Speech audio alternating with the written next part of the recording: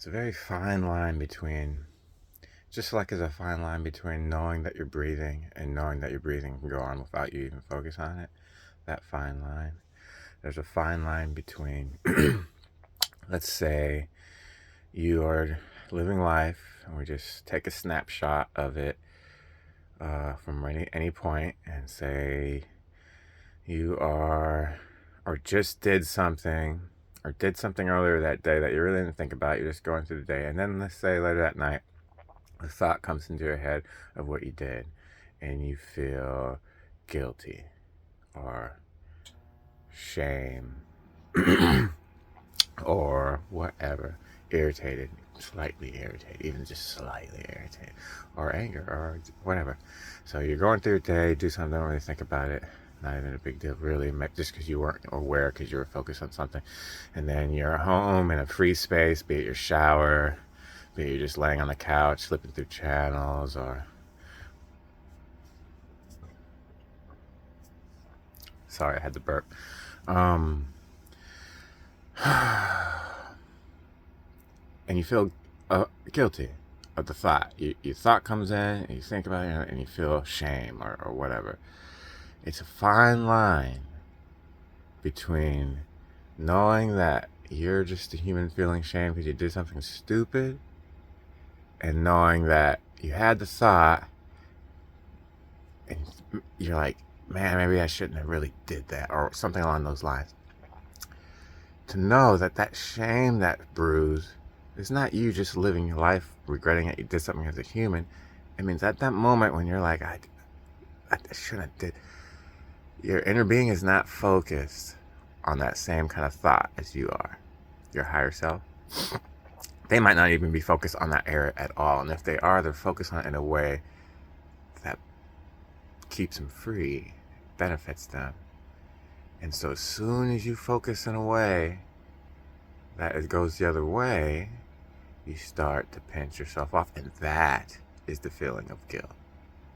Not because you did something stupid, because you are now focusing in a way that your inner being is not focused on. And those two vibrations, when they start to deviate, you start to feel irritation, annoyance, regret, shame, guilt, anger, depression, whatever, whatever, or they're kind of like that. The further away you get from that vibration, the more you pinch yourself off. And you can never snap. You can never go so far that it actually cuts yourself off, as far as what I've been told and it seems to be the case to me. But that's a fine line. That is a fine line to remember, that not to jump back into the rut to where you're automatically just a human living, going through regrets. No, you stayed in your new rut, which maybe not be, it's not as deep, it's a little shallower. Doesn't keep the marble in all the time. The marble jumps into the other rut. Hey, I like that. But you get it out and you get back into the new rut that you made. And that is, I'm observing this, and now I see my inner being is not really at this party, and I want to join my inner being. So you don't go to shame, you instant transmute right up to either contentment or proud of yourself for catching it. You can take that right into a self-appreciation. So it's a fine line between really knowing that side of it, and still kind of knowing the other side of it too, because you've been there so long from before. So you know both sides, and it's kind of easy to click back and forth. And sometimes when you click into the one that you have more habit into, you don't even realize that you're in it. It's just like the thoughts when you're meditating and you silent.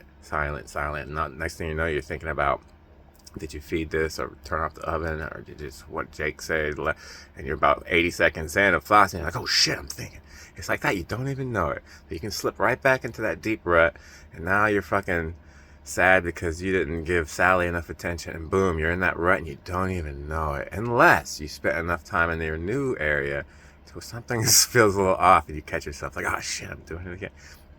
And it'll come faster and faster and faster. And then I'm pretty sure the way things go is you get the new area focused on enough, it becomes the main one.